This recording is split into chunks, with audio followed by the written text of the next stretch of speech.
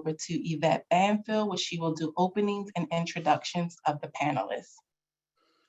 Hi, good morning, everyone. Again, welcome to CNHED's FY2023 Economic Development budget briefing. As we all know, we're in a frenetic time and a frenetic pace with budget season in full gear.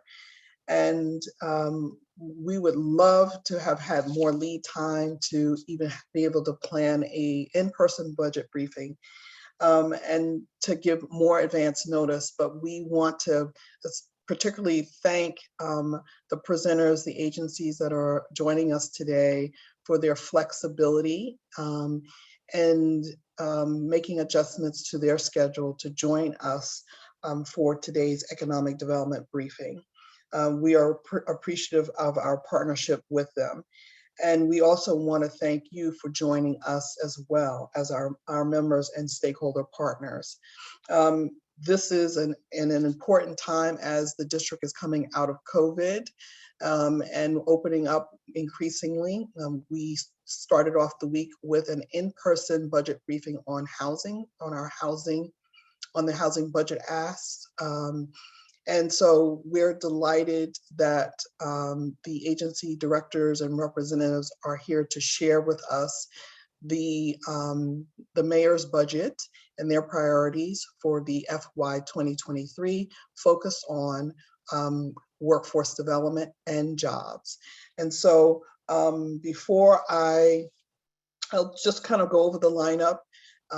We first have presenting today is Director Unique Morris Hughes from the Department of Employment Services.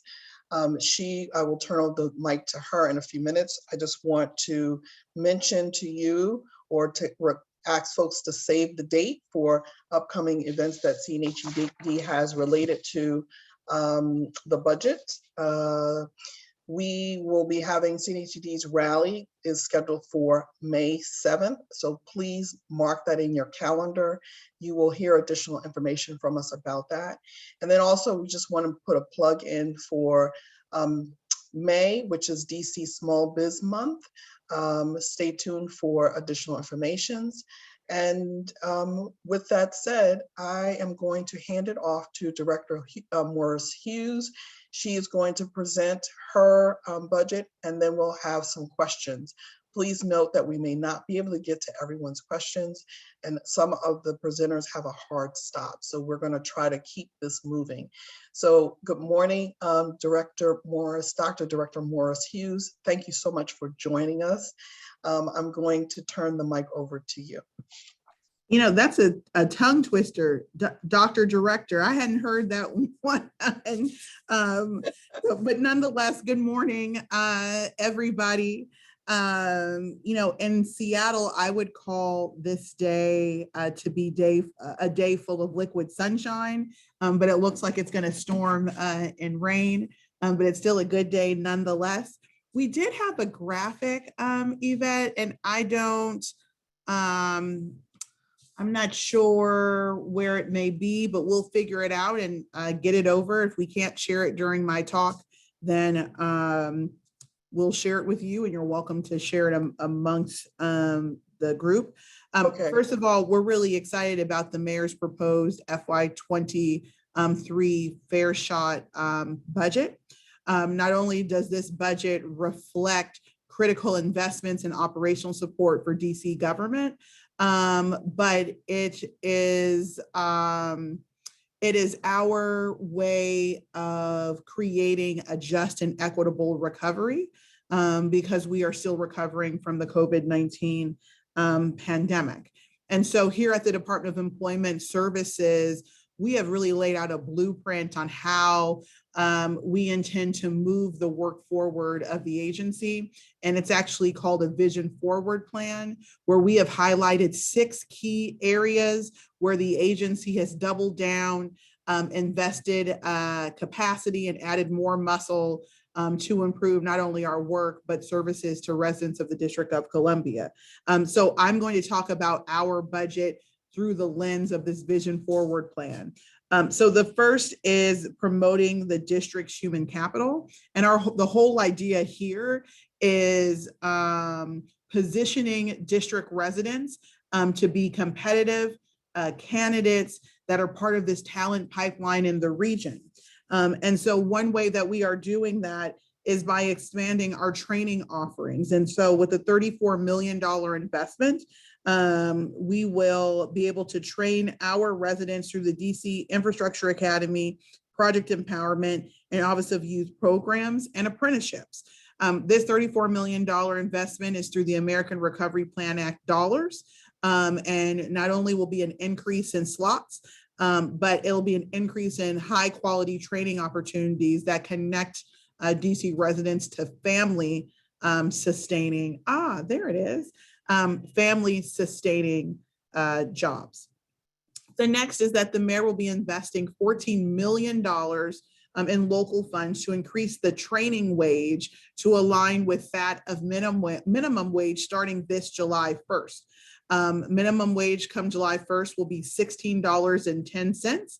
And so our program participants will no longer have to choose between training, substantive occupational skills training, and going to work, because we believe that we will be training them for jobs that are above and beyond that of minimum wage.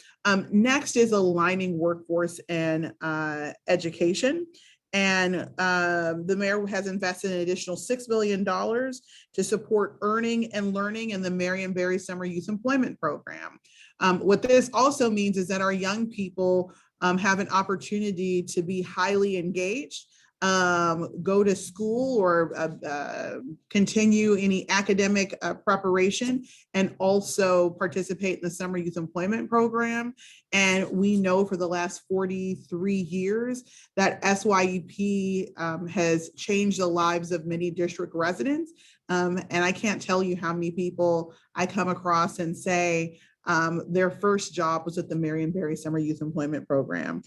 This gives us an additional 4,200 slots in addition to the 10,000 young people that we're already serving. Next, as part of our Vision Forward plan, is operating smart and effective systems.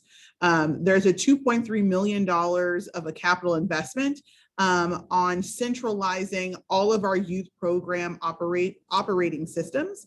Not only do we run the Marion Barry Summer Youth Employment Program, we also run a very robust high school internship program, an out of school youth program, and this past year, East of the Rivers Youth Pathway Grant Program. This allows us to streamline, coordinate, and centralize all of our youth data into one system. There's an additional $920,000 to replace DC CAMS, which is our apprenticeship management system, which directly connects to the Department of Labor federal apprenticeship system. And then one of my favorite things to talk about is modernizing our UI technology systems, which is both a tax system and a benefit system. Our tax system is on track actually to be released, I believe, early fall of this year. And we are about 18 to 24 months out from a modernized benefit system. The next is achieving excellence in service delivery. I am super excited about this. This has been a dream of mine for a while, but it will fund a new American Job Center in the heart of the Central Business District. So we will be where business is happening. We will move our Office of Talent and Client Services, which is our business service arm, directly downtown to support employers and connect job seekers to employment opportunity. This is the forward-thinking direction and movement that we need to make sure DC residents are competitively situated for jobs downtown. Additionally, $780,000 and 11 FTEs in modernizing our call center and continuing to support our unemployment insurance efforts. And the final area, which will round us off on the investments, is our efforts to create both equity and access. So we have received a grant from the U.S. Department of Labor. We're one of 6 states that will focus on language access and community outreach, where we are targeting women, our lower wage workers, Black and Latinx workers, individuals with disabilities, and individuals with limited English proficiency, to ensure that we remove any barriers for them to access our social safety net, which is the unemployment insurance program. Yvette, that is it for me, and I'm happy to take any questions that you all may have.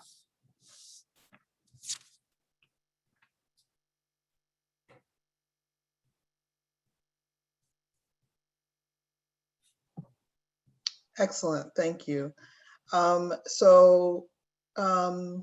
Please put your questions in the chat. We hope that folks have questions. I'll kick it off. Can you talk just a little bit more in terms of the adjustments in the minimum wage? That's exciting. I'm pretty sure our residents will be delighted, and it will help to encourage them to take advantage of some of the employment opportunities. How are you working with employers that might have challenges meeting that minimum wage if they want to participate in some of the district's programs like Project Empowerment? Sure. So the minimum wage for the entire district will increase come July 1. And for our training programs, and I'll give an example, Project Empowerment, the current wage is $12.50 an hour. And it's a training wage. It's not a salaried position, but it aligns it with minimum wage. And it really creates a strong kind of jumping board to get to the next step in a person's career, which is gainful full-time employment. Now, how our programs can help employers is that employers have an opportunity to pull directly from our talent pipeline here at the Department of Employment Services of DC residents that we have trained. They're prepared. They have the essential skills, which some people call soft skills, and they have the hard skills, which are occupational skills they need to be successful. It's a great way to supplement your workforce and actually try out talent before you make a full-time offer.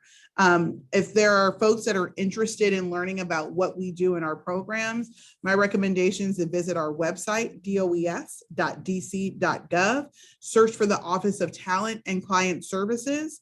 It's a tab, I believe, under our services page or services tab, and reach out to us and we can share with you the good news on how employers can leverage our programs for talent.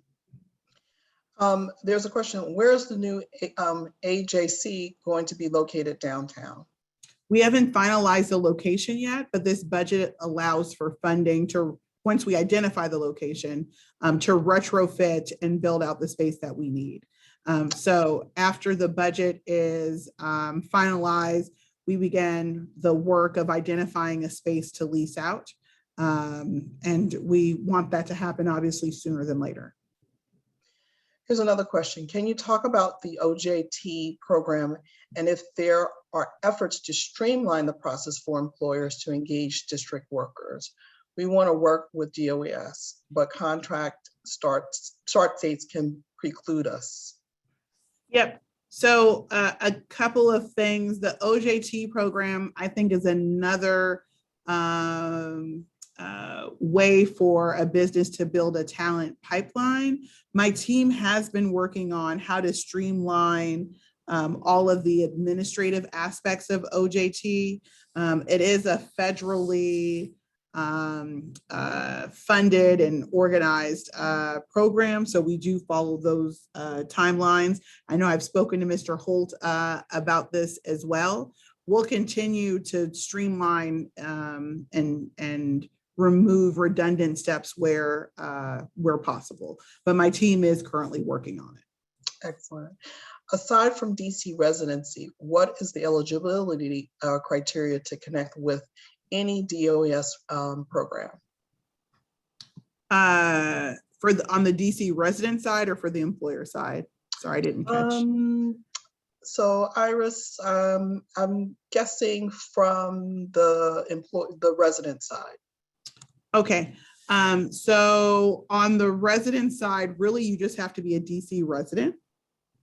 Some of our programs, like at DCIA, may require CASAS reading and math test, which is the CASAS, and at least a 9th grade level of reading and math. If you don't have at least a 9th grade reading level or math level, we will work with you if you're interested in the DC Infrastructure Academy. For our other programs, you just have to be a DC resident. Let's see, we have a question here about the minimum wage. Is there a slide that shows all the changes to the minimum wage and DC living wage? I don't have a slide here today. If you look on our website, there is a notice of the increase of the minimum wage and the living wage, and that's on does.dc.gov. Okay, great. And then what programs and grants will provide entry level cybersecurity, smart city, or STEM related employment for youth and young adults? So a couple of things. One, and if you look on our website at does.dc.gov, we have several grant competitions that are and RFAs that are out on the street. One notable one is for $10 million for multiple awards to provide workforce development, training, and job placement for some of our residents that have barriers. We don't have a grant specifically related to STEM related cybersecurity or smart city employment, but we do accept proposals, and there are RFAs where training providers can, as part of their application, submit ideas that incorporate these areas. Okay, great. Will business owners pay less into the paid family leave system now that the mayor is borrowing funds for other needed services? So the tax rate for paid family leave will decrease. I believe it's 0.26. Yes, 0.26. And so that will take effect July 1. The CFO has certified that there is a surplus or more money in the fund than what is needed to pay benefits. That money is being utilized to be transferred to the general fund and to cover both the operating expenses of the district and significant investments that the mayor is making in the district. So in short, the answer is yes. So another question is, what outreach is being done to get people into DC Infrastructure Academy? What can we as community organizations and institutions in DC do to help to get more people into the Academy? Spread the word. Is there a specific person or office that we should be reaching out to? No, I love that. No, we want people to spread the word. I mean, we have pretty active social media campaigns on all of our social media channels, Twitter, Facebook, Instagram, and LinkedIn. We also do some advertisements in local paper and like bus shelters and Metro, but you can absolutely help us spread the word. Yvette, after this meeting, I will send to you, or someone from my team will send to you a few graphics that you can share with people as advertisements on DCIA and where to get information and how to sign up. But we want people to sign up for the DC Infrastructure Academy. Okay, great. Thank you. We have another question about the on-job training program. Okay. Will some of the training funds be used to train employees on how to work with people with disabilities or returning citizens? To train employees. So I'm gonna take a stab at this here and guess that the person may actually be talking about incumbent, and I'm sorry, I didn't see the question, but incumbent workers. And so this is a particular type of training in the labor workforce development world that we, that many state workforce agencies do, which is training people who are currently employed on additional skill sets. At this time, we are currently not running an incumbent, a significant incumbent worker training program. I know my partners from the WIC are going to be presenting too, and they may have some opportunities. But right now, the majority of our opportunities are for unemployed seeking employment. Okay, here's a question. The education, so here's a business owner who's actually Ricardo Vileba from the Washington Digital Media. He is connected with CNHED through our Elevate program. And he says, I'm starting the DC Media Academy Film and Digital Marketing and Acting School. The education we'll be providing is to prepare people to become social media and online marketers with knowledge of basic skills. How can I partner with DOES to offer these educational services to DC residents? Sure. Two things. One, I want to ask that Mr. Ricardo visit our website at does.dc.gov and look at grant opportunities to submit a proposal to us. If he is so interested in that, and funding opportunities to support this sort of training. That's the first thing.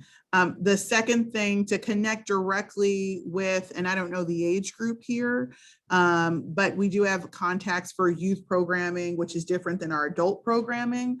I would ask that he reach out to my office, and Jason, if you can reach out to my chief of staff, Jason Washington, and provide your contact information, and we will connect you to the right people in our agency. Okay, I think we may have about 2 more questions. Okay. Will we receive a memo on the reduced paid family leave employee pay? Will we receive a memo? Or a notice?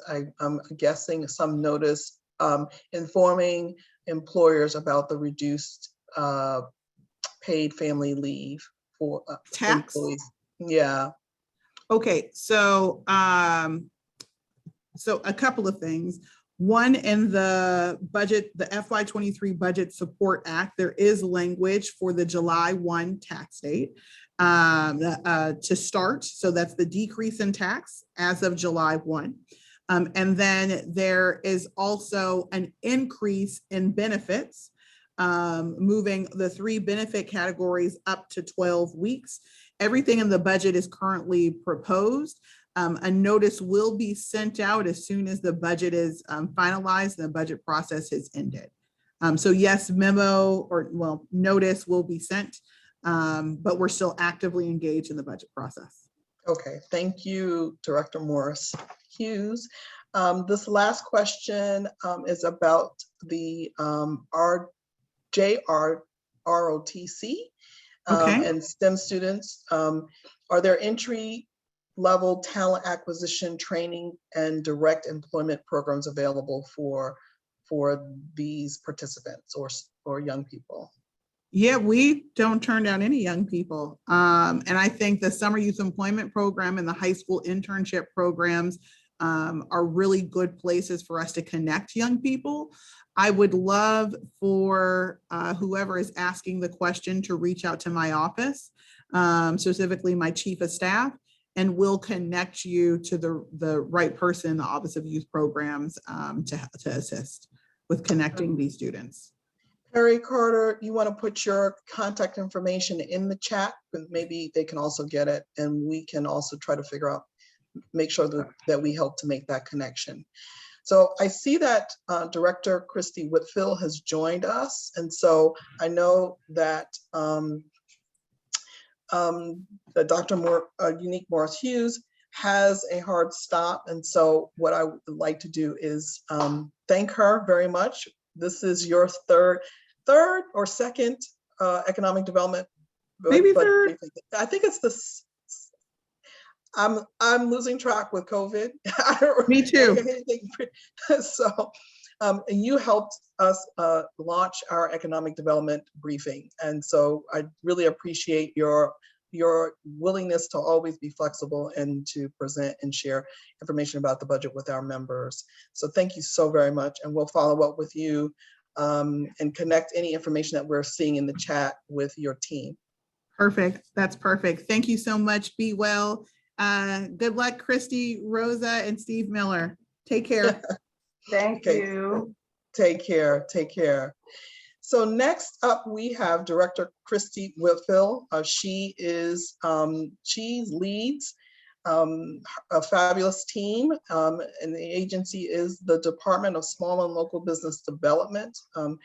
And we're delighted to have her. And we also appreciate her flexibility as well.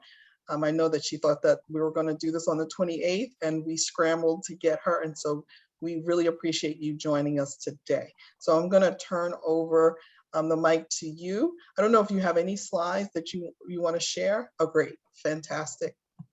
Thank you. I think we do have a slide, yes, that we're going to share. So, you know, good morning, Yvette. I want us to say good morning to you, and a shout out and an acknowledgement to Steve and to the great work of CNHED. You know, I want to say it's a pleasure to be here on behalf of DSLBD and on behalf of you know, Mayor Bowser, and to speak a little bit about yeah, DSLBD as a component of the DEMPED cluster. I know that scheduling you know, is not always easy, and so I think we are doing this a little bit out of order. Sharon Carney, Deputy Mayor Falchicchio's Chief of Staff, is going to be joining after me, and so I think these slides are embedded, right? And so, you know, DSLBD is a strong and mighty component of the DEMPED cluster, and the business, you know, a business support piece of Mayor Bowser's initiative to help make sure that our local and small businesses are supported and taken care of in the district. So I think today I'm just going to hit some high points with regard to Mayor Bowser's Fair Shop budget, with regard to DSLBD, and then Sharon Carney and some of the members of the DEMPED team are going to hit some of the DEMPED components of that budget. So I think that something that's important, you know, particularly with this Fair Shop budget, is to say that, you know, we have a lot of one-time federal funding that is coming to us that is exciting. And, you know, and for a lot of good reasons, because we've got a lot of work in recovery that we need to do. But I want to take a moment first to say that there's a lot of important work that continues apace at DSLBD. You know, our main streets, our clean teams, our PTAC, our certification. I want to say that, you know, during this pandemic, you know, we did some incredible things. We crossed a barrier that was once unforeseeable, which was $1 billion of local spend with our SBEs. And then Mayor Bowser doubled down on that and said, we're going to set that as our goal. And, you know, over $1 billion is actually the Green Book spend. These are things that are continuing to happen, you know, day in and day out. And I think I wanted to sort of highlight that, because businesses are continuing as they pivot and thrive and find ways to continue to navigate these uncertain times. And so I think that is the work that DSLBD has continued to do, you know, while navigating these times, however we decide to describe them. And then within those things, you know, we also continue to innovate in interesting and important ways. So up on our slide, I'm going to just quickly note three things that, and I'm going to do them in reverse order. Robust retail.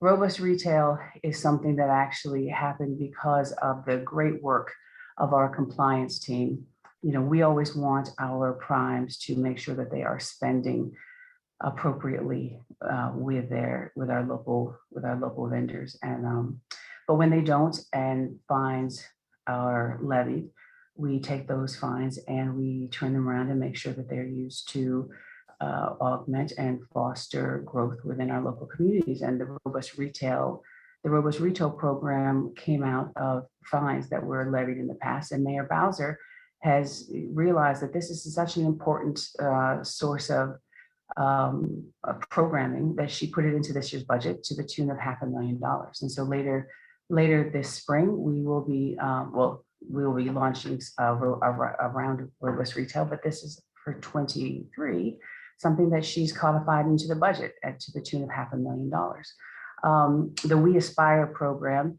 is a program that we have done for returning citizens to make sure that they can get the same fair shot at running and opening their businesses as other people. We know that our returning citizens sometimes face additional barriers for access to capital and just market entry. So Mayor Bowser helped make sure that this program was funded to its fuller level.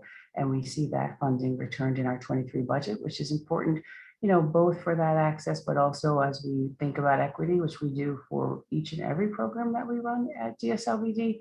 And then last but not least, the DREAM grants will come back into our budget next year to the tune of $300,000. I want to say it's never too late. And this year, both DREAM grants and application for Aspire are open in this very moment. They close tomorrow. So if there are people that that think might be eligible, businesses in Ward 7 and 8 are eligible for DREAM grants. Anyone in each and every ward that is a returning citizen is eligible for We Aspire. Those that also closes tomorrow. So so things are available in this year, and then those programs are going to be in our budget again for next year. And so that's, super high level. I know that, again, Sharon Carney is going to be here to talk about some really important work in the downtown area. But let me also just say as a great shout out to the team that some other things that DSLBD will continue to be working on with regard to, our recovery efforts. The Grow Golden program in the Central Business District is something we've been really excited about, and we expect to continue to participate with the Golden Triangle bid to make matches between property owners and potential makers, filling vacant spaces. One, to create opportunities for local businesses, but also to activate space that we know our Central Business District is going to be needing a level of vitality. And then, speaking of vitality, I will end on this note that Art All Night last year was bigger and better than ever before.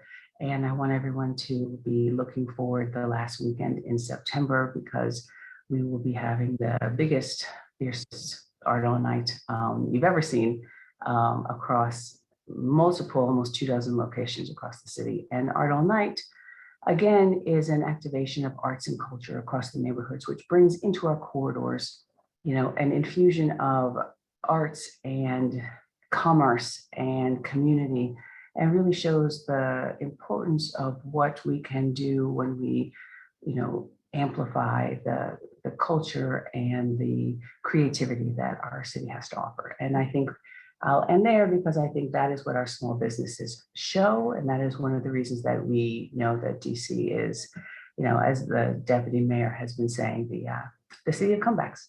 So I'll pause and see what kind of questions we have. Great. Please put your questions in the Q&A for Director Whitfield.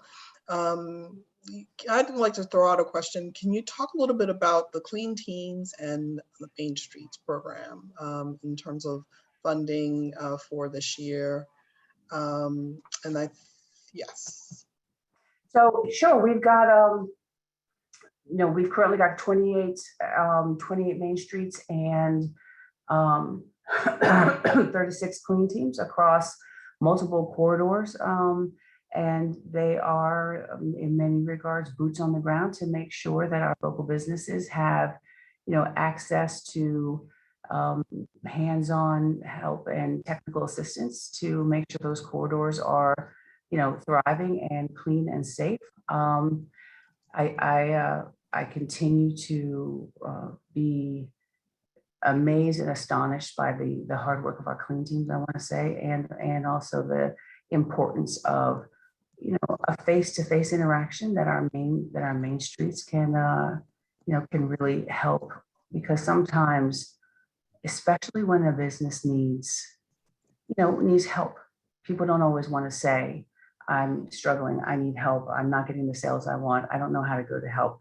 And it's hard to understand or stop and think about, I'm struggling with sales. I just think I want to work harder and faster. And I think that personal touch, or even that holding someone's hand to get them to come to some of the technical and training programs that either DSLBD or DSLBD in partnership with a myriad of organizations like CNHED and others, DC Pro Bono Law Institute. I think, I want to sort of big kudos to our main streets across the corridors for doing that yeoman's work. And we know that during this pandemic, the distribution of PPEs and a myriad of other things have been a lifeline for our small businesses. Great, thank you. Here's a question. I'm hoping that this question has been answered. Where's the link in the FY 2020 for the FY 2022 Dream Grants? I think we put it in the chat. Please check. And the next question is on business development and entrepreneurship. How does the government connect with financial brokers in DMV and business loan providers to make business loans and capital more accessible to entrepreneurs? Oh, so I'm so glad that somebody asked that question, because access to capital is something that we know is in the forefront of people's minds. Last year we saw a lot of grant funds, but we also know that it is not always going to be an environment where there's a ton of grant. A grant. Oh, they're telling me that. Can everyone hear me? They're telling me let me speak up a little bit. Access to capital, we know, is a critical component, and it's something we think about a lot. So the CDFI partners are always a great first place to look, but we also know that the reason that we worked with the Kiva, which is a national partner, is because we understand that the small businesses continue to have issues getting those funds. Kiva Hub is something that you can get more information, and I'll ask my team to put that link in the chat. It's a great resource of up to $15,000 of zero interest, no credit check, crowdsourced loan funds. We actually were really excited because we just helped a couple of businesses buy their own building, and working in partnership with DISB. And Sharon Carney, I'm certain, is going to talk about the Access to Capital Fund that is in Mayor Bowser's budget this year. We know that our businesses, when they own their properties, have a level of cushion and help, because intergenerational wealth and land ownership is a key to that. And I want to also say that we're working with Life Assets, which is another CDFI, but they work with a band of loans that is lower. So I think the short answer is, we have to have conversations that change the general assumptions of what the lending relationship and partnerships need to be, so that they work for small businesses.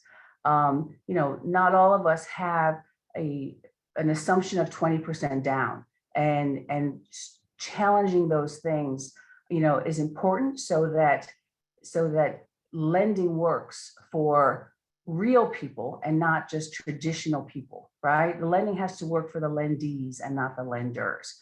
And we are working aggressively with lending institutions to force those conversations and to change the way, getting access to capital, can work. But I think check out our website, look at the Kiva Hub.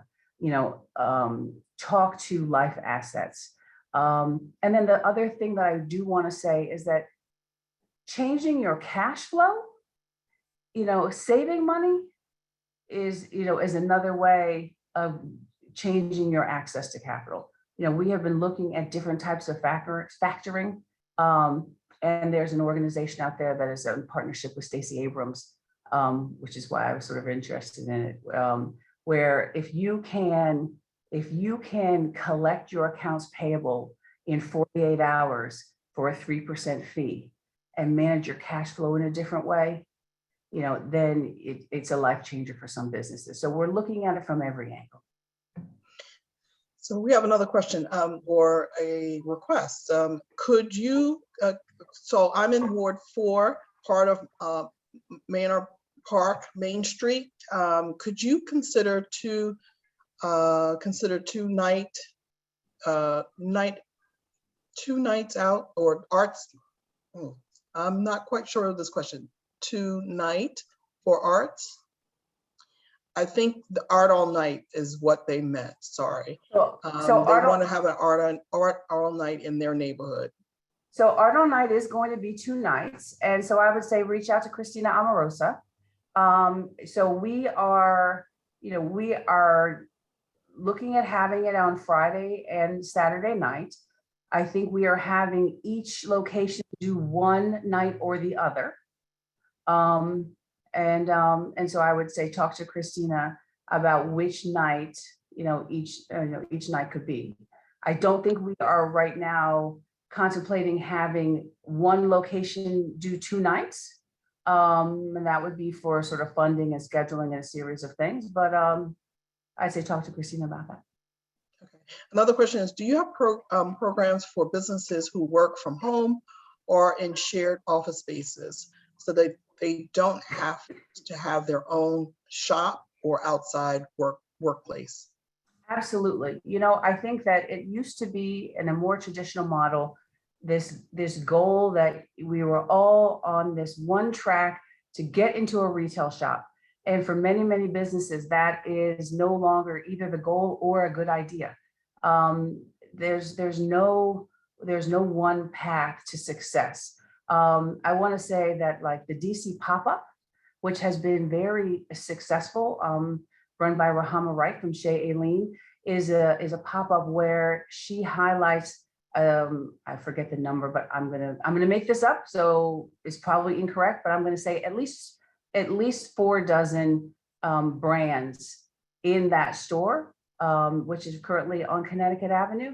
And it's a much better deal for everybody. 1 store, many, many brands, and you're not all paying rent. I don't know that, running to have 1 brick and mortar location makes sense for people. We have a lot of made in DC brands that are not running to brick and mortar location. And that was pre-pandemic, right? And I think that in this sort of enduring and almost post-pandemic posture, the relationship that our retailers in particular, but all commerce has with its customers, it is entirely different and changing. So that is a long way of saying yes, yes, 1,000 times yes. So another question, our Made in DC program, but also there are a myriad of CBEs and small businesses that have home occupancy permits, run consulting businesses from home, and are doing a lot of contracting and working with PTAC also. So like there are a million, you do not have to be in an office space to get your hustle on. Great, fantastic. What types of businesses are included in Ward 7 and 8 that can qualify for the micro grants for 2022? And are any of those businesses included virtual online businesses? Yeah, so. I think that for the Dream Grants, you have to be a licensed business. I think you have to be a licensed business, right? I'll ask my team to drop the requirements for the Dream Grants in there. But I'm sure there is some. I'm not sure the virtual business. I'm not sure what that means. A virtual business. I Maybe don't. it's maybe it's a business that's only virtual or e-commerce. That's real business. You know, if you're making money, that's business. So you don't have to be a brick and mortar. Absolutely not. So here's another question. Which incentives are provided by DSLBD to prime contractors and small businesses to partner with local HBCUs to increase research and development opportunities? That is a wonderful question. DSLBD does not procure. Let me say this again very slowly. DSLBD does not procure. We do not procure contracts. So the short answer would be zero, because we do not procure. But let me also say that we are an active sponsor of the DCAP program, right? And so, of which Yvette is another expert. We are very interested in making sure that we are helping people utilize the talent that is available locally, particularly, with our, used to be called Eds and Meds, but now it's called DCAP. What's DCAP stand for, Yvette? DC. Oh, DCAP. Yeah, what does DCAP stand for? I always. DC Anchor Partnership. Anchor Partnership. Sorry, I'm the worst. So I think the point I'm making here is that we participate in the Anchor Partnership, where we are working feverishly, and our PTAC team is working relentlessly to try and help make partnerships and inroads with the medical teams and the educational partners to find ways that those larger institutions can partner with local vendors and increase their local spends. But DSLBD per se does not, we don't procure and we don't have incentives specifically like that. And I think it's important because oftentimes people think that it is DSLBD that does those things. We uphold the CVE law, which has a 35% spend in contracts over $250,000. And so, procuring agencies are accountable to uphold the law, and every procuring agency is responsible for upholding that law. And then DSLBD works in partnership with those agencies to make sure that that law is upheld. And it sounds like I'm splitting hairs, but I think it is important for people to understand how and where that responsibility lies, which is across all of government. So, and I would encourage Perry to reach out to CNHED to learn more about our DC Community Anchor Partnership Initiative. And we can explore this question further with you to see how we can engage with local HBCUs to increase research and development opportunities. So definitely reach out to us and we'll chat. So here's another question. During the beginning of the pandemic, grants were made available to retail, restaurants, entertainment industries, as well as professional service industries. And now it seems like grants are hard to find for professional services. Please consider additional grant opportunities for professional services. Okay, I think I will say noted and stay tuned. And then I also think, Sharon Carney will be talking about the resources that the mayor and the deputy mayor, I've sent a lot of business resources are being centralized through DemFed and obviously DC.com. Both the DSLBD's resources and the DemPed resources are being centralized through obviously DC.com. And so I encourage people to make sure that they are checking that frequently. So I think we have time for maybe one more question, because I do see that a representative from DemPed is here. I know because of timing, we had to flip-flop and put DSLBD first. And so here is a question. Is there a SBE first strategy for the district? If so, will there be a mandate for OCP to implement and follow? So I don't know if this is within your domain around OCP, but I'm throwing this question to you, Director Whitfield. Read that again for me, please, Yvette. So is there a small business enterprise first strategy for the district? If so, will there be a mandate for OCP to implement and follow?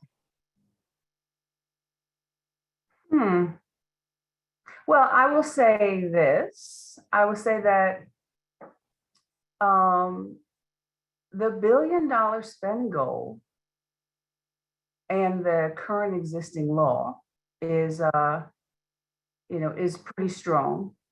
I will also say to everyone on this call that City Council has before it Mayor Bowser's proposed regulations to strengthen that CBE law. And I look forward to working with Councilmember McDuffie to hopefully pass that law that the mayor forwarded over a year ago, B24-46, for anybody who watches these things, that would make it, that would put some more nails into that law. And I think that would, be really helpful for SPEs in terms of promoting and strengthening the strength of making sure that the DSLBD is able to monitor and incentivize the compliance with that law. But then the short answer to that question is not to my knowledge. Okay, and then I'm gonna sneak one more in, and then Do it. I see Babatunde's put something in it flashed up. Yeah. So, read it.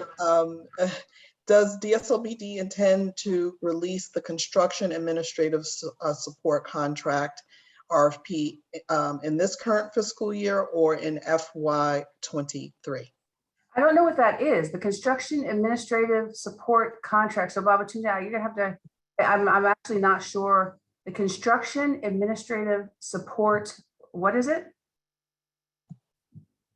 Say it again, because it flashed up and then flashed away on my screen. The back office support contract. Oh, I am not sure. I am not sure about the status of that. I think we are trying to figure out what the status of that is. So I would just encourage you to follow offline with the I'll follow up director. with that. Yeah, I'm not certain about that. Yes. Thank you so much, Director Whitfield, for joining us. We look forward to working with you and your team as we get ready for DC Small Biz Month. Yes. And we love partnering with you, and we just love the fact that you were able to adjust your schedule to join us today. Well, thank you. I always enjoy, seeing you, Yvette, and everyone else. And thank you for being so engaged in this process. And I'll see everybody hopefully again and again during Small Business Month. Okay, fantastic. Thank you. Bye. So next up is DMPED. And so we have Ben Mendez and Tiffany Thacker, who are joining us, and Sharon Carney, I believe, will be joining us as well. But you guys, Ben and Tiffany, you're going to kind of kick it off and start the presentation, DMPED's presentation. Absolutely. And Yvette, could you hear me okay? Yes, we can. And thank you so for much. joining us. Absolutely. And I know that this is the second time in the same week that CNHED folks are hearing from DMPED. I think the first one was about housing. We're going to focus this one a little bit more on our business development and downtown strategies a little bit more. So thanks for dealing with us twice in 1 week. I'm going to go ahead and share my screen if that's all right. Please do. And when Sharon's able to join, I think she'll just pick up where we are, and then we'll be ready for questions. Does that sound all right to you? That sounds like a plan. And folks, start putting your questions in the chat, in the Q&A, excuse me. All right. Can you see that all right? Not yet. Okay, give me 1 second. How about now? Yes. There we go. Okay, I'm gonna go walk through some of our budget highlights for FY23. And a lot of this is the extension of some of the work that we did during the economic recovery process last year and in our FY22 budget. But let me give you a little bit of a snapshot. And just as a warning, we will be able to share this deck with you and the members after this because there's a lot of content in here. Just very quickly, this is a little bit of an economic recovery snapshot of kind of where we are, where we see things are going. As you can see, kind of the numbers between pre-COVID and where we are today, we are trending in the right direction in terms of district revenues overall, in terms of consumer spending. So you do see some positive signs in the district's economy. We want to be able to capitalize on that, but we also understand that not everyone is feeling the impacts of COVID the same way, and not everyone is experiencing this kind of gradual upswing. So we want to make sure our recovery efforts are still there, our recovery dollars are still there for the few folks who need it the most. We are focusing kind of on 4 key areas. Again, the first one, housing affordability and stability. We took some time on Monday, I believe it was Monday, with CNHED and members to talk a little bit more in depth about the investments we're making in housing on the way to our 36,000 by 2025 and 12,000 by 2025 goals. I believe that deck's been shared with CNHED, and if not, we'll make sure to do that after this call. And the 3 other areas we want to focus on are the neighborhood amenities and making sure neighborhood amenities are available throughout the district and not concentrated. Support for our small business and entrepreneurs, which you heard a little bit about from DSLBD, but I think this extends into some more business development that Tiffany's team works on, as well as some new initiatives to kind of strengthen and reinvigorate the small business community in the district. And downtown and jobs. We know that the pandemic has disproportionately impacted the downtown core in terms of which places have been impacted. And I think we have a 3-pronged approach to addressing downtown, which is fill the space, change the space, and then bring the people. And I'll talk a little bit more about that as we go on. And this gives you a little bit of the snapshot of the investments in the DemPed budget. And again, this slide and all the slides will be shared with folks after this call. But this is a little bit of a snapshot of what investments are in the DemPed budget across the 4 focus areas that I walked through. So let me go ahead and start with some of the neighborhood amenity investments that we have. The biggest area that we're building off of last year and where the mayor is doubling down is the commitment to food equity. Last year's budget included about $27 million worth of food access funds that this is a program to increase equitable access to fresh, healthy, and affordable food by securing grocery stores and restaurants and other food access points with a focus on Ward 7 and 8. We know that food insecurity has almost doubled in the district during the pandemic from 10% to about 16 to 21%. And again, this FY23 budget, I'll show in the next slide, doubles down on that commitment. We have 3 kind of major neighborhood amenity programs. The first one, again, is that food access fund. Last year, we awarded $9 million to 8 new locations in Ward 7 and 8. In addition, continued investment in our Nourish DC program is going to expand the local food ecosystem to support small fresh food retailers and other providers through grants, loans, and technical assistance. Even earlier this month, we announced that we've awarded $400,000 in grants to 9 local food-owned businesses in Wards 5, 7, and 8 via these funds. And the DemPed budget in FY23 for food access funds is close to $23.8 million to continue this work. For food and for Nourish DC, close to 500,000. This is in addition to the kind of long successful Great Streets program that grows the district's local small business economy and bolsters neighborhoods with inadequate access to retail opportunities. So we're excited about these commitments. The one other I'll touch on for neighborhood amenities is our DemPed capital investments for 23 to 28. And I believe we touched a little bit about this on the housing conversation on Monday, but in addition to housing, this kind of real estate development portfolio that DemPed has and is committing about $430 million to between FY23 and 28. will deliver new affordable housing and amenities to neighborhood residents to increase the equitable access to resources and opportunities. And just a couple examples here of the programs that are included in that, including Macmillan, Poplar Point, Hill East, 1234 Good Hope Road. The investment also includes funding for our new communities initiatives, including Berry Farm, Park Morton, Bruce Monroe, and Northwest One. But this investment will kind of ensure that we continue to make progress on these projects in the coming years. I want to kind of move from, I know there'll be lots of questions, but I want to move on to the small business entrepreneurs. I know Director Whitfield spoke a little bit about these, but there's a couple we wanted to highlight for this group in particular. Just setting the scene a little bit.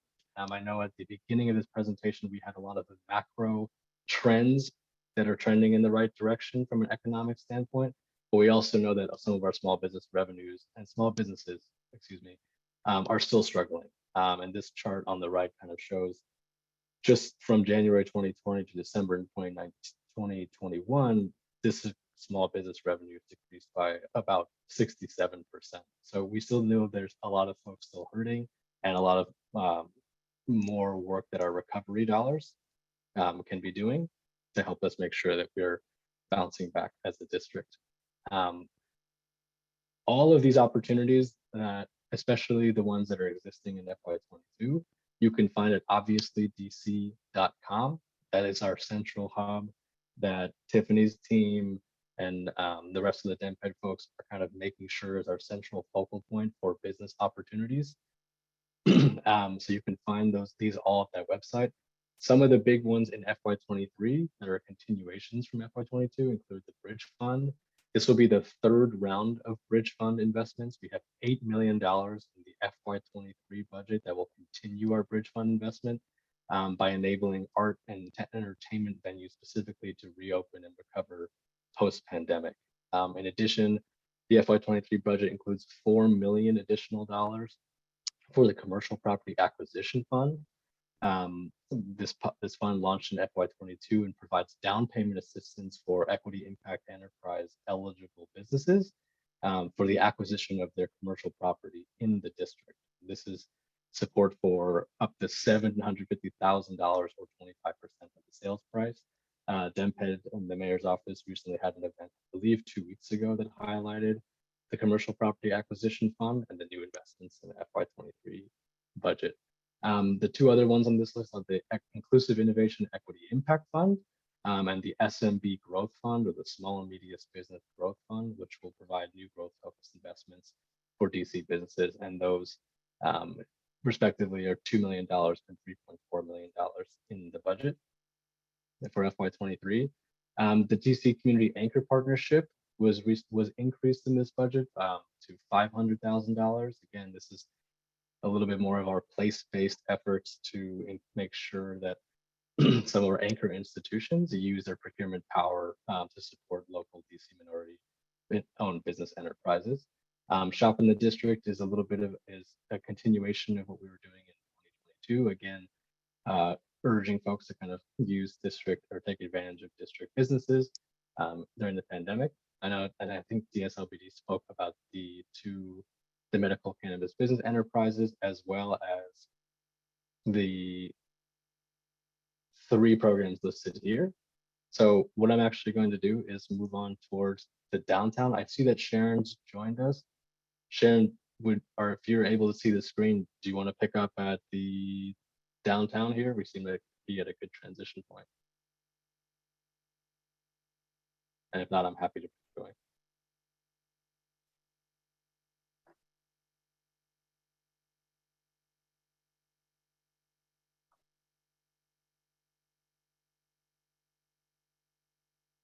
Sharon, you might be on mute. She might be having some event. I'm just going to keep rolling through here.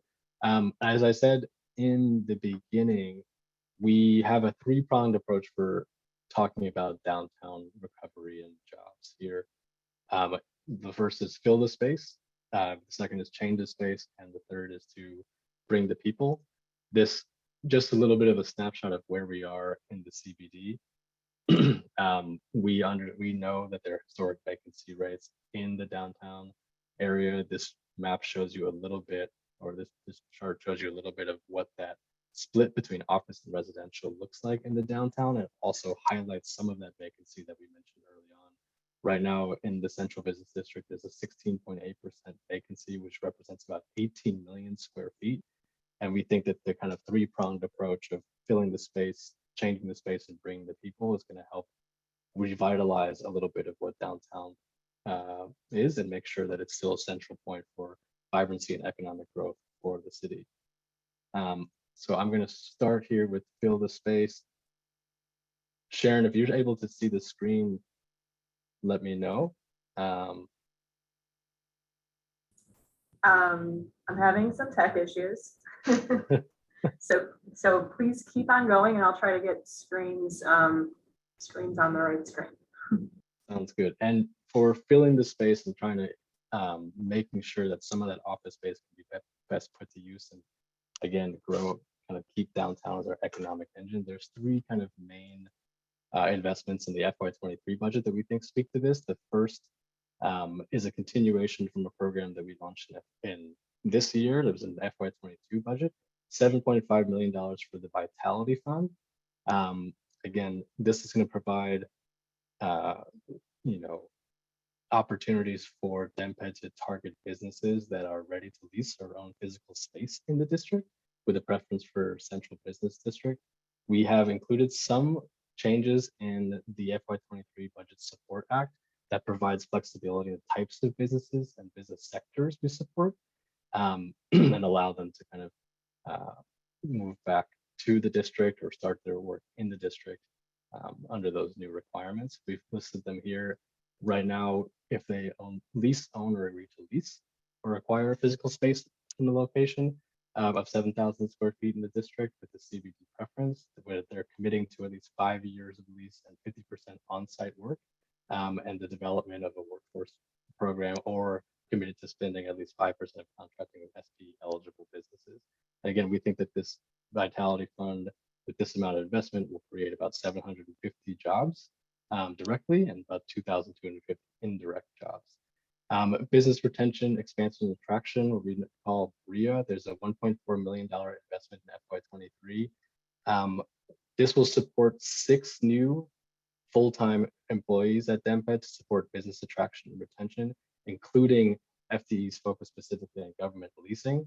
Just for comparison's sake, we've included here, in Maryland and Virginia, they each have about 30 business attraction and retention staff, and even at the county level in Arlington and Prince George's County, there are about 9 to 11 dedicated staff for this. So we're excited about the impact that this staff can have in the district and at DemPed, and making sure that we remain a competitive center for business economic growth. The last thing I'll highlight here, and I think Director Whitfield also might have mentioned this, but just continuing to activate vacant space downtown, and trying to be creative in understanding where retail is maybe not generating that kind of economic vibrancy, and focusing some new efforts to recreate or reactivate those spaces. I'm going to switch really quickly, and I believe this was talked a little bit about on Monday with our CNHED partners, but the change of space prong to this approach. While we're kind of encouraging businesses to return to office space, we also know that some of the changes to the work environments might stay for years to come. And we want to make sure that we're leveraging different tools to encourage that vibrancy downtown. This year's FY23 budget includes a pilot abatement that will encourage some housing residential conversions to happen downtown. And we are focusing on an area that we think is where heightened office vacancy currently exists, where the office market may not bounce back as strongly as it will in other places, and where there's groundwork to create more high density housing in the district. Now, this is a capped abatement, so there's $2.5 million each year that increases 3% annually. Overall, there's a $70 million abatement cap. We're requiring 8% affordability at 60% MFI. And we anticipate that this abatement may create 800 total units of housing, including 60 affordable. And what the idea here is that this kind of concentrated and more higher density housing conversions might be able to create more around the clock activity for our retails and for the downtown corridor. And just to show you a little bit more about what we're looking at, this is a pretty intense map, but it's a map that kind of shows where the office vacancy is right now in central Washington and where we think the greatest opportunity is for residential conversions to make an economic vibrancy impact play. So you can see the abatement priority area or a preference area highlighted in the top left, right around where the Golden Triangle area is, north of the White House. And this area, you see the concentration of red is where the office vacancy is the highest. So this is the area where we're targeting to better understand the opportunity for residential conversions and to create vibrancy that way. I know we only have a couple minutes left, so I'm going to kind of run through the last few slides. In addition to changing the space from office to residential, we also understand that businesses may be looking to change the space based on pandemic realities and, you know, encouraging folks to come back to the work, to the office. How best to change the space to make that happen in a safe and effective way. We have a creative open space modernization program that we've had for the last few years supporting current businesses. The FY23 budget expands that support to the current businesses taking advantage of this program, and additionally adds about $5 million in the budget to target new businesses to support their office space renovation needs and adaptation needs, to address these kind of new work patterns and space needs.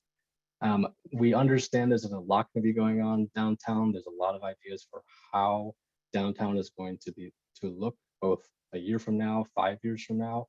There's some money in the budget to do some pretty high intense engagement with stakeholders around the future of downtown, to make sure that it continues to be an economic center for our city and what that really means. The last bucket here is bring the people, and this is to activating all of our spaces with visitors, with residents. We know there's been a huge impact on the downtown area in terms of foot traffic.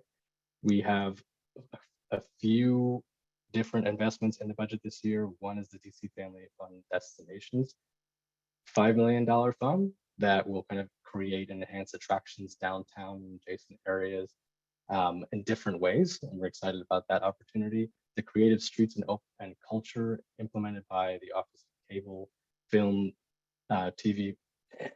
I get this one wrong every single time, but Director Gates' shop at OCTFME is gonna make this, is gonna run this program, and it's a new program that allows DC musicians to play at kind of key centers around the downtown, including Union Station, Gallery Place, etc., to kind of liven those areas up in concert with some of these other attraction efforts.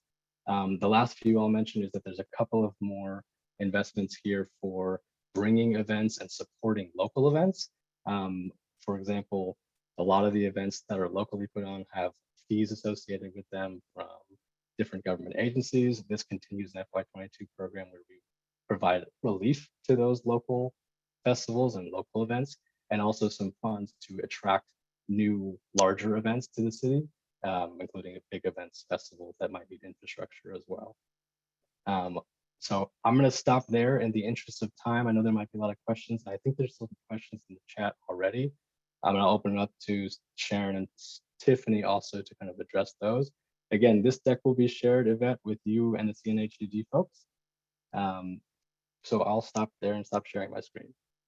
Excellent. Thank you, Ben. And it's good to see you, Sharon. Thank you for joining us. Let's just jump into some of the questions that are that folks have posed. The first question is, where is the Reeves Center which will have affordable housing? It wasn't listed in the projects that you in the slide that you showed. So that budget is not in the DemHead budget. I believe that's in another agency budget. I think it's CGS. We need to confirm that. Okay, great. During the beginning of the pandemic, grants were provided to retail, restaurants, professional services. There are very few grants available for professional services. Will more come in the future? And will there be, will more come in the future because these businesses are lost my thought here, will more come in the future with there being a property tax relief?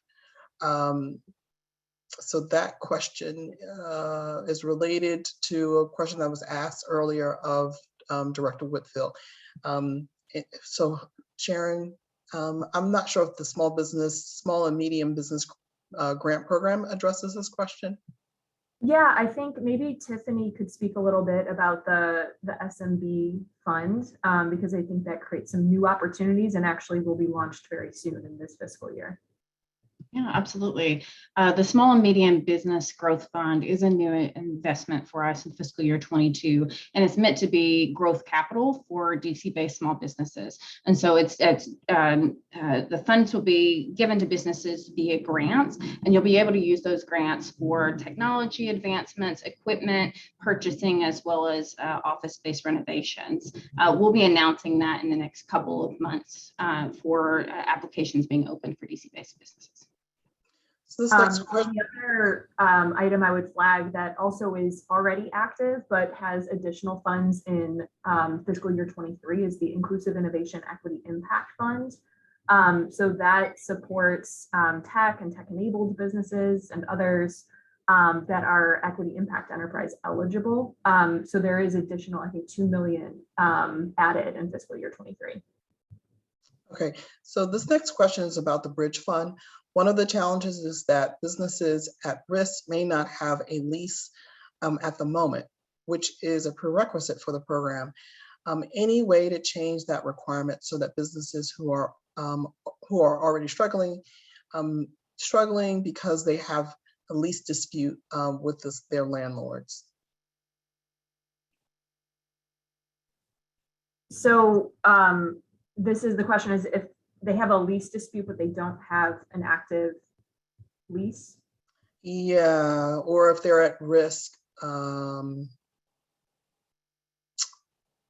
I guess the prerequisite is that they have to have a lease at the moment when they apply. So they may be trying to work out the issue with their landlord. And so I'm wondering if that's just a question or issue that they should take up offline with you. I think that's a great idea, Yvette, and Tiffany is probably at least a great starting point for that question. So maybe you could throw your email in the chat if people don't already have it. Yeah, absolutely. I'll put my email in the chat. I will say that the Bridge Fund does prioritize businesses in the hospitality sector that do have physical locations. And so if there is a lease dispute, but there is a lease, please contact us directly and we can see if we can work that out. Okay, great. Not sure if available, but have you considered extending the business tax relief for DC-based businesses? This would be a direct opportunity that could further assist businesses without having to go through a competitive process to secure grant funding. Oh my, yeah, things are jumping around here. Mm-hmm. So I don't know if you understood that question. So I think there's a number of places where tax relief is available. It's usually in particular circumstances. For example, the small retailer property tax credit is currently available. That is on the books. There is some tax relief for related to hiring, but we're always open to ideas, and I always say the more specific the better. So and oftentimes with tax ideas, it's helpful to have a little bit of lead time to really think through them and develop them to fully understand the impact. So I'd encourage anybody with specific ideas to reach out. This question was for DSLBD, and it's being posed again following my first question on capital access. How to reach out and connect with DSLBD or a financial broker. So you know what, Rafael, if you could just put your name or your contact information in the chat, and then we can make sure that we make that connection. Here is a final question or comment. It says, kudos for the district for the commercial property acquisition fund. For those who will be able to benefit from it, will there be anticipated sister grant that could support renovation? Yeah, Oh, sorry, go ahead, Tiff. Yeah, like that. I was going to call attention back to the Small and Medium Business Growth Fund, as well as our Great Streets program. So Great Streets is meant to cover renovations for small businesses located within the Great Streets corridors. Okay, excellent, excellent. Thank you so very much. If there are no other questions for DMPED, we will definitely share the slides that they presented today with everyone who's joining us. And we want to thank you guys for making the time and adjusting your schedule as well to be present with us to share this information. Well, Yvette, thanks so much for inviting us, and apologies that my schedule adjustment didn't work out as seamlessly as planned. But we're really grateful to have the opportunity to share Mayor Bowser's proposed budget for DMPED and the DMPED cluster, and we'll talk soon, I'm sure. Excellent, thank you. So folks, we have two more presentations. One, the next one coming up is Rosa Moreno, who is representing the Workforce Investment Council. She is the Chief of Staff, and she will be presenting on talking about the WICS budget. And then we also, last but not least, we have Stephen Miller, who is representing, he is the Deputy Chief Technology Officer for digital equity, I believe, and he is, or digital services, excuse me. He will be representing Octo and talking about their budget, which is really essential to the district's operation, but also around connectivity for district residents. So I'd like to hand it off to Rosa, who's going to talk about the WICS budget. Thank you so much, Rosa, for joining us. Good morning, everyone. It's a pleasure to be here today.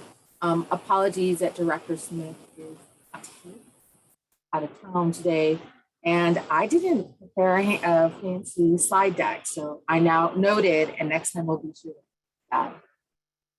But I'm here to talk about the WIC is excited about the mayor's budget. As you've heard everyone say, this budget increases quality and equity in the district to bring us through the recovery, and it lays the foundation for a reimagined, more equitable and effective system. For the WIC in FY22, we built a roadmap to drive an inclusive jobs recovery, and we began delivering expanded services. In FY23, we will be continuing these investments. Just to share our investments, we're focused on addressing the mismatch between the jobs that are available, what workers want, and the workers that employers need. And the skills that the job seekers have. So we were trying to close that gap a little bit so that we can ensure that we were in a position to make sure that the district residents would be positioned and poised to take the jobs that were available. So the work that we'll be doing here will continue to expand training availability by growing the number of slots available. Our work in this FY23 will be funded as part of the district recovery plan. And this is where I wish I had a slide, but I'd like to just kind of restate are the investments in FY22 that we began and that we are continuing in 23. So we have a career coach program, which will be excited. It's launched this year, and we're in the process to offer residents coaching to support their education and training and employment opportunities.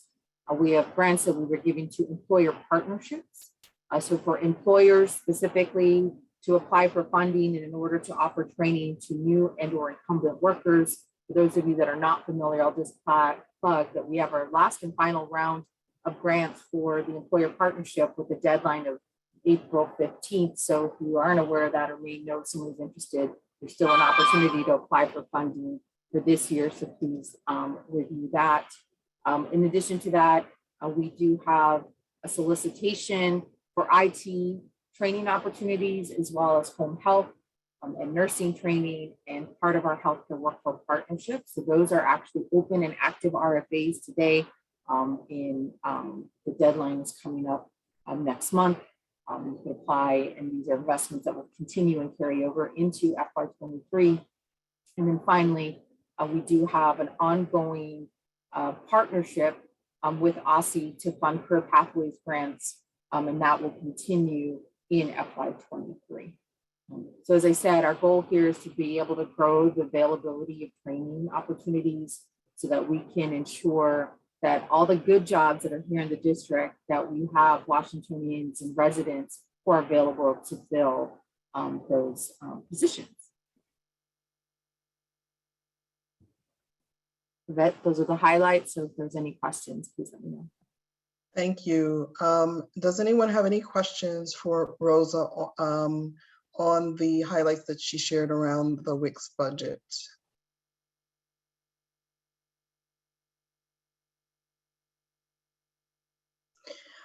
I'd actually had a question. The career pathway innovation fund. Can you say anything about that? I know that that's something that's been we're always paying attention to. Yeah, so I think I just want to make sure when I hear that, I think it might be a difference in like the funding that I shared to you that we give to OSSI is not that career innovation fund. So I do need to, because I think the question came up from someone else and I do need to look into that. But our grant to the Career Pathways is fund we give to OSSI to support the work for adult learning that they do. And I believe it's the same thing. Yeah, okay. Thank you. Last call for any questions around the WIC's budget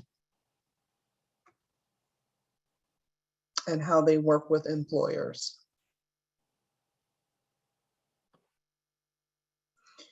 Well, if not, I want to thank you, Rosa, for joining us, and please give our regards to Anna Smith, and we will follow up with you. Actually, before you, I have one question. For workforce providers that are interested in knowing or getting on the ETPL list, I know workforce providers and employers who are offering training. Do you have a sense of when that's going to be released? Yes, so I do think there are a couple of things. So I think if you email dcworks.gov, we can follow up, but we are going to be having opportunities for folks to submit at least once a quarter. So we'll review and approve new providers once a quarter. And so that, I believe if you email us right now, we'll send you that information. And at some point in time, we're hoping it lives on our website. So please, if there's anyone interested, please email us because that's at least the immediate way we can make sure you're on our radar. Here's a question that just came in. Does Rosa have internship programs or individuals who are ready to provide to business services?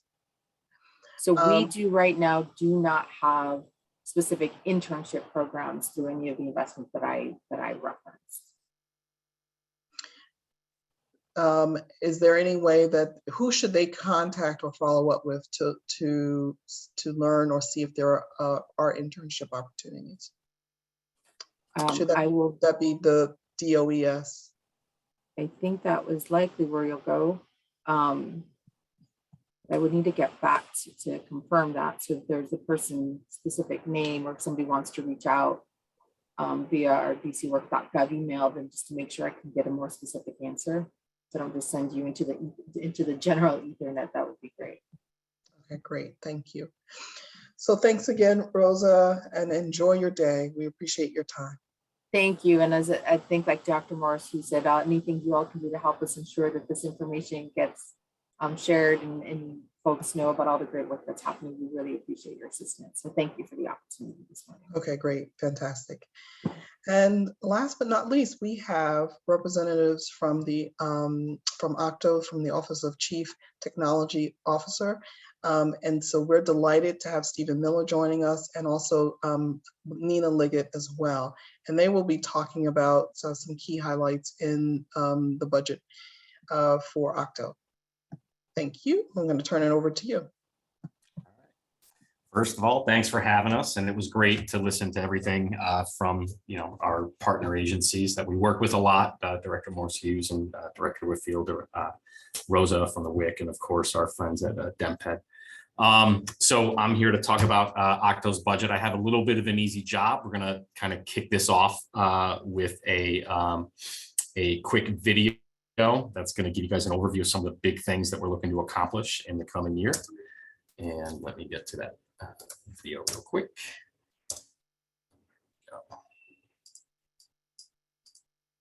Oh no. That was working about 5 minutes ago, so hang on. You may need to enable the, okay.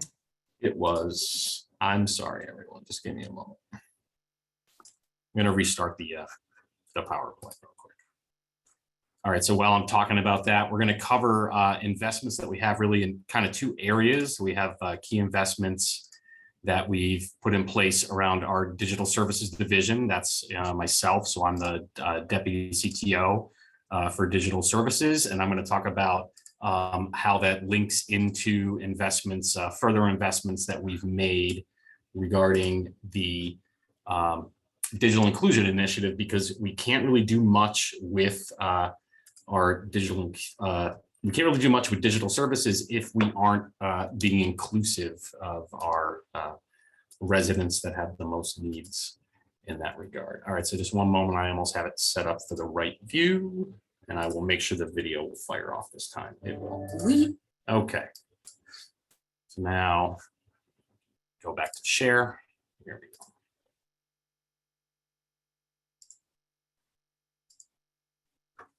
All right, so everyone, hopefully we can see the video, and I'm going to kick it off here. We use technology in almost everything we do. Communicating with family, ordering food, streaming movies, shopping online. The experience is seamless, convenient, and accessible. Interacting with DC government shouldn't be any different. Mayor Bowser is investing in people and technology to make your government simpler, fairer, and faster. No longer will you wade through the alphabet soup of agency websites to find the services that you need. No more filling out the same information on form after form. With the new DC.gov, everyone will have access to a secure, streamlined experience that puts government services all in one place. Need to register your child for school, get a driver's license, apply for a business license, or get a parking pass? You'll have a single DC.gov ID that works for all agencies, storing your information so you can get what you need with less hassle. You'll now be able to track where you are in the process and how long it will take, much like you track your pizza delivery, so you can spend less time with us and more time doing the things you care about. And for those times when you need to reach someone, we'll be there in the way you prefer most, over email, text messages, mobile alerts, or your kitchen landline. Mayor Bowser is making DC government work better for you.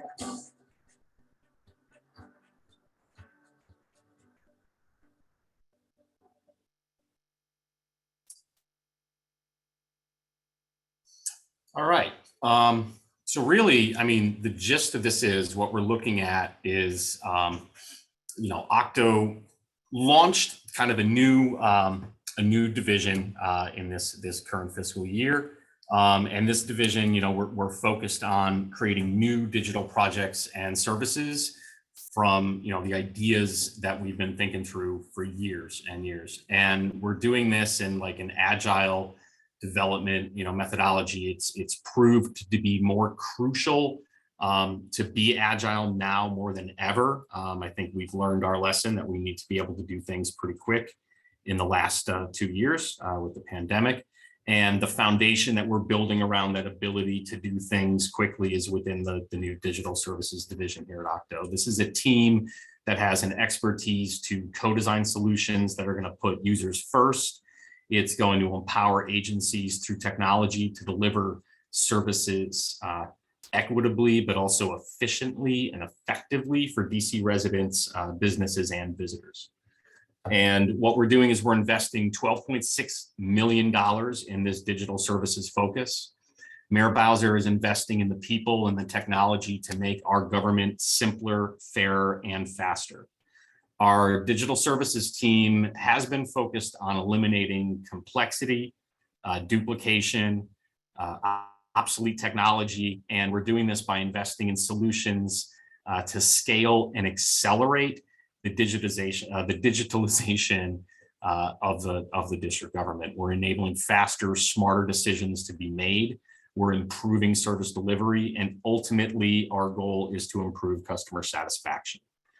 The details, the the investments that the mayor is making, Mayor Bowser's investments, are going to help us keep up with the look and feel of consumer technology.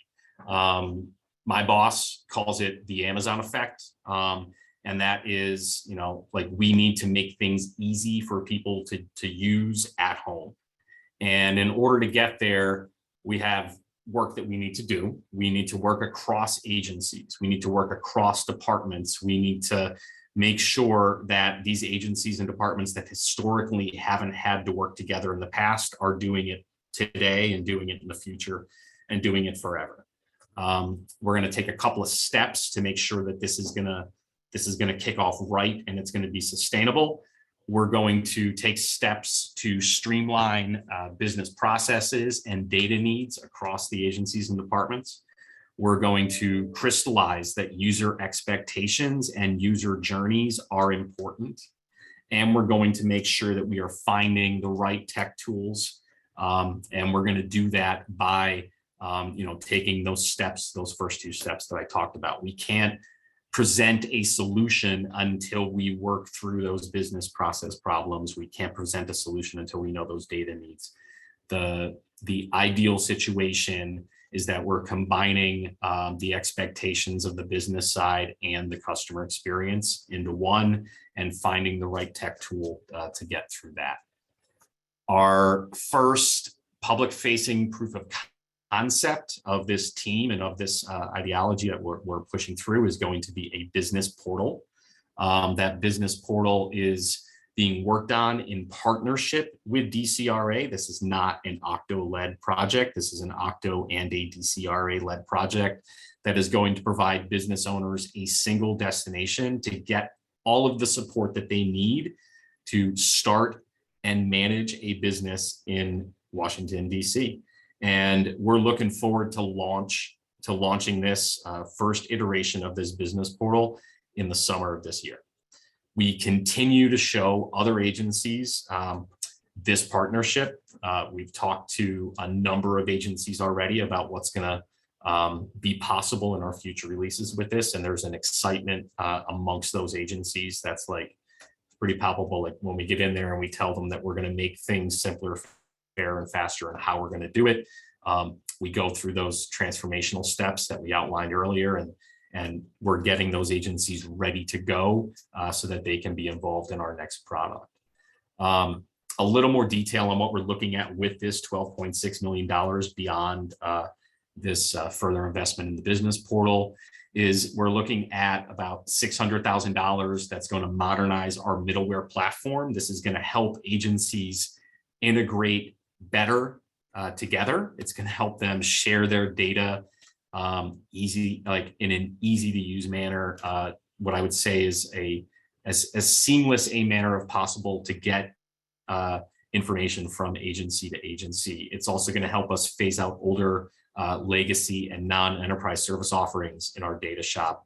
And it's going to help us bring in and reduce duplicative and uncontrolled IT costs in this space. This is something that we've been asked for by our agency partners, and we know it is very important that for an effective and efficient district government, we need to be able to share data seamlessly.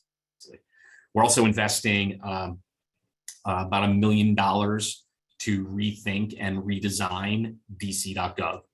We don't want, it came up in the video, we don't want you to have to wade through that alphabet soup of agency websites to find the services that you need. We want to make sure that you can go to one place and you can request the most commonly made, the most common government services, whether you're a business, a resident, a parent, an aunt, an uncle, a grandmother, a brother, a sister, it doesn't matter. We want to make sure you go to one place, you know how to find the government services that are relevant to you. You don't need to know that you have to go to DDOT for this or DMV for that. You just know that you go to dc.gov and that service is going to be up there front and center and easy to find. We're also putting in a further investment into this business portal. About $5 million additional dollars will be coming in so that we can work with the other agencies that we're looking to partner with, and we've had those conversations. We want to make it easier for every kind of business to get through the process. We want them to be able to have transparency into where they are in that process, what their financial commitment, what their time commitment would be.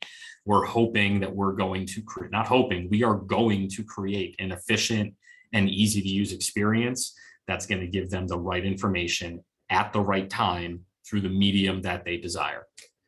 And then to help the government, to help us on the inside of the government as we work to build this out and to bring in new tools that are going to help us create these efficient services, we're putting an investment into what we're calling a digital enablement team. And this team is going to focus on empowering government staff to use this new technology, to understand our existing technology, and to improve the way that we support the DC residents, the businesses, and the visitors. We want to make sure that we're building knowledge centers around our platforms and our services to empower agencies to use these tools to work smarter and faster. So it's really, this is, kind of, in a way, this is digital inclusion inside the district government. We're increasing the tech savviness of our teams, our individuals. So it's not just, we're not just working with agencies to get them to understand. We're not working with agencies to tell them what their IT solutions are. We're working with agencies so that they can, make a determination of what their IT solution should look like and understand what we already offer. We also have a little bit that we're going to do inside the government, and these aren't necessarily public facing, but they do have an impact on how the government operates and how we interface with the district's residents and businesses and visitors. We're making significant investments in our human resource system. We're going to improve how employees work in the district. We're also going to improve how we recruit people into the district through these processes. We're also making a significant investment in our procurement system that's going to help us modernize not just that procurement system itself, but also get us through a more streamlined, modern procurement process. So this all kind of like ties together with digital inclusion because, we need to put forth an investment that is going to help the entire city take advantage of these enhanced digital offerings. We need to ensure that everyone has access to the internet, and that is one of the core investments that we have from Mayor Bowser in this budget. We're investing $100+ million in funds that's going to help us work to put better internet in people's homes. It's going to help us put better internet into schools and work environments. It's going to help us work to expand access to government services by expanding access to a fair and fast and equitable internet, high-speed internet. I mean, that's kind of a big deal here. Residential internet connections alone, they're not really like the way they are today. A lot of them in many cases are not enough to meet the needs of our residents. So we're working to find ways to create ubiquitous internet service throughout Washington, D.C. These things have been top of mind as Mayor Bowser's Tech Together DC partners discussed eliminating the digital divide. And now these same partners and more are going to come together to think through about infrastructure law through the Mayor Bowser's Build Back Better Infrastructure Task Force. And as we wait, and this is really important, we're waiting for guidelines on the grants for most of this federal funding.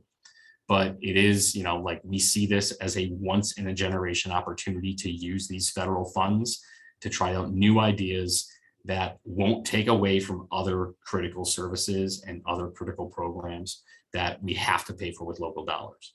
So while you will still see, in our local budget, if you take a look at Octo's budget, you're going to see that our local dollars are zeroed out around this thing. We want you to know that we are making these investments with these federal dollars to ensure that, that we are meeting the needs of the residents in this regard. We're going to open up the pipeline as much as we can to get to reduce and eliminate the digital divide in this city.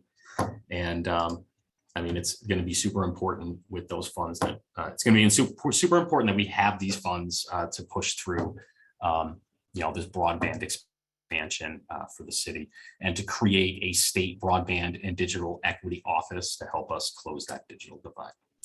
So then further, we're going to be making things easier to do business with Octo and to do business with the rest of the district government. We're going to transform the way that we execute by putting in place this excellent contract vehicle. We're calling it STAR 2. It's the Strategic Teaming and Resourcing Contract. This vehicle is through it's a managed service provider through CAI. You can get more information about how to get onto this vehicle at cai.io/MSP/DC. The whole purpose of this vehicle is to augment our staff augmentation. So what I mean by that is we want to create more opportunity for our small business owners through this contract to work with the district government on projects in a meaningful way. We're going to engage with our business community on this contract by creating fixed price engagements, deliverable or project-based engagements that will be cost effective for the district and will create opportunity and experience for the district businesses. The vendor community will be able to provide like core subject matter expertise to our projects as we need them. And as our capacity demands it, right? If I have with my business center project, we'll need to engage at different times with different level of SMEs that I don't have inside the district government, and we'll be reliant upon our small business and vendor community to help us to meet those needs. And I look forward to working with everyone to get through that. So that's kind of a quick run through of what our investments look like in that regard, and I'm open up for a Q&A at this point. I look forward to all your questions. Wonderful, thank you, and thanks for the video. So let's kick it off with this first question. Will Octo be responsible for the DOES $2.3 million and the $920,000 to upgrade IT projects that are outlined in DOES's, that was outlined by DOES? So Octo, indirectly, Octo has responsibility for all IT projects in the city from a number of perspectives. Octo continues to work with Director Morris Hughes and her team. I personally have a great relationship with the team at DOES, and we do work with them to make sure that those projects are successful and that they are mitigating IT issues as they come up. Okay, but we aren't directly responsible for it, is probably the straight answer. Okay, thanks. The next question, will you conduct user testing to ensure that new software or programs are accessible to residents of DC who have disabilities? Yes, of course. So it is one of the focuses of digital services when we were planning this all out was to make sure that we were taking a more user-centric approach. We do utilize today user testing to a degree, but we also have increased our focus on accessibility inside the district government. And we are making sure as we move towards more modern technologies that we're doing so in concert with within accessibility guidelines. And we're also working to make sure that feedback, we know that we may not get it right every time when it comes to accessibility. We're also working to make sure that we are collecting feedback on everything that we are doing. And we're going to standardize that. That is a standard approach that we'll have with the digital services program. Okay, here's a question in the Q&A. Please describe Octo's outreach and inclusion efforts with local small businesses, HBCUs, and JROTC units and technical nonprofits. Sure. So I'll start with the easy answer for me is going to be our focus around with our small local businesses. Octo offers a monthly cadence of what we call Unleash events. And those are really there to talk about what Octo is doing day to day and what we have coming up, what our plans are, such as our, what we're doing with the business portal. So you're more than welcome to go to Nina. Where can they find information on these events? It's on our website. On our website at octo.dc.gov. I don't really have much of an answer as far as like the junior ROTC side, but Nina, is there anything you would want to fill in on that? Yeah, I can take that. So a great partnership that you may not know about is Tech Together DC. That is one of our partners and helped us a lot in the beginning phases of that initiative. And this is Mayor Bowser's new approach to digital inclusion, where we, government cannot do it alone. And so we've reached out to our nonprofits, our private industry, our universities, and our fellow government agencies to work together and tackle the digital divide. Sarah Pacasini is in the audience, and she is our coordinator, and she has recruited over 43 partners.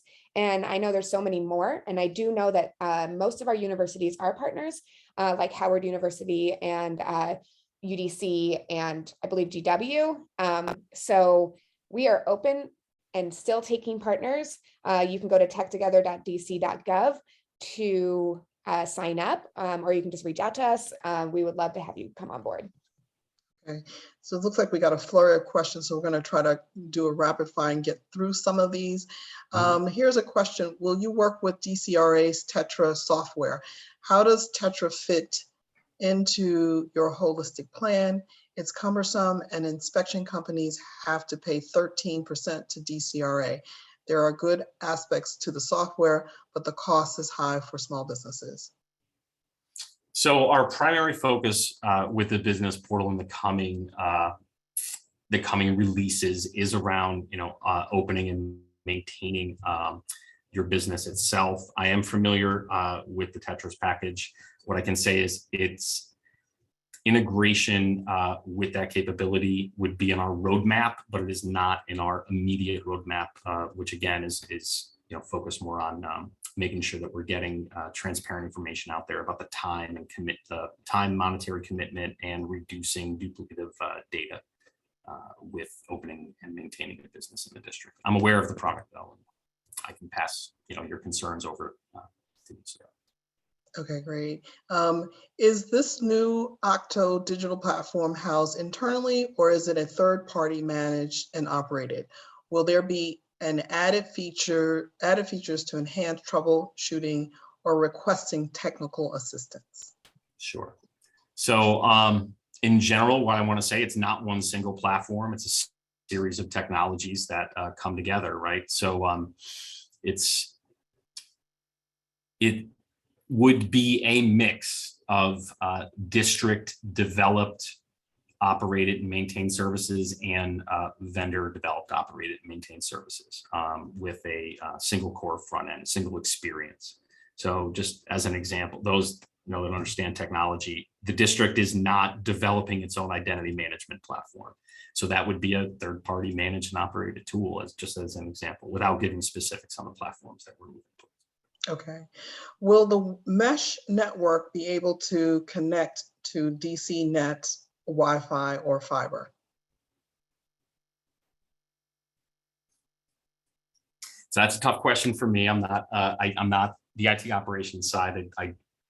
What I can say is that the district, as far as offering publicly available Wi-Fi, it is a major initiatives that we're looking to invest further. But yeah. Okay. Do you have any influence on Comcast business fees? Their fees are extremely high and have a monopoly on some buildings in the district. So unfortunately, Octo is not a regulatory agency. And I would say that this is something that may be discussed in the scope when we make a determination on the role of the chief of the broadband office that may potentially come under our BEAD funding, our $100 million funding. Nina, is there anything you would want to add to that? I would say, and I think Lindsay would be okay if I said this, reach out to your council member. Yes. How is Octo addressing the growing digital divide in the district? There are residents that do not have adequate internet access as the internet becomes more of a public utility. Is it pivotal? It is pivotal that internet is accessible to all DC residents. So, but once again, Mayor Bowser's budget And Octo's budget has $100+ million investment utilizing federal funds that will increase access to broadband internet at homes and schools and workplaces and businesses across the district. Our intent is to create equitable, fair access at the right speeds, so that that the work that we're doing, not just within Octo, but within every agency, that we're creating an equitable way for people to access that. And again, we're also looking to invest in a state broadband office and a state digital equity office as well. That's going to work towards addressing additional issues and additional investments in the future to close the digital divide. Our goal ultimately is to make sure that we are bringing fast access to every resident in the District of Columbia. I'll piggyback on that. There's a question around Octo, what Octo's doing to improve or bring connectivity into public spaces. I sort of answered that in the chat to Anwar. Okay. I know Anwar. Hi, Anwar. This is kind of piggybacking. I know we kind of like ran through the slide a little bit, but so with that $100 million that's coming through the Build Back Better and infrastructure dollars, we are going to be, Mayor Bowser asked us to think big, and internet subscriptions to the households is not really the solution anymore, because as was noted before, they're expensive, they're hard to regulate. But and with Tech Together's experience with Internet for All, it was actually a really interesting pilot from my perspective, because we thought people would be clamoring at the door to get these internet subscriptions paid for by DC government, but they weren't, because of all the things that you guys have highlighted today. So with this $100 million, we are going to be searching for the next generation of internet, which is ubiquitous, which means basically available to everyone everywhere. So that's public spaces for sure. And into the households, whether you're waiting for the circulator to go to grandma's house, making sure you have the same internet access everywhere in DC, because we're small enough and we're dense enough, we can do it. So thank you for answering some of the questions in the chat. I know that we are at time. I'm going to throw out this one last question. When is the next Tech Together meeting? That's a great question. And I apologize that we have not had one since last winter, but we have been doing so much behind the scene work that to prepare for the next meetings. So I would say it'll happen in the next quarter as we pull together the Public Innovation Challenge, looking for that next generation internet, so that we have something that meeting has some meat that everybody can sink their teeth into. Sorry for the vegetarians out there. Excellent. Well, I'm delighted to be reconnected with you, Nina. I know that we worked years ago when you were heading up Think Local First and then other iterations of your career. And so we are delighted to kind of be in relationship with Octo, and it seems like there's a lot of questions. And so we will continue to engage with you. And we just thank you for your time and joining us today for our budget briefing. And we look forward to having you next year. Thanks, everyone. Thanks, everyone. Okay, take care.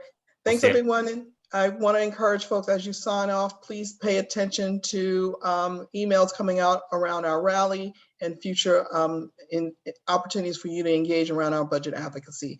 Thank you so much. Take care.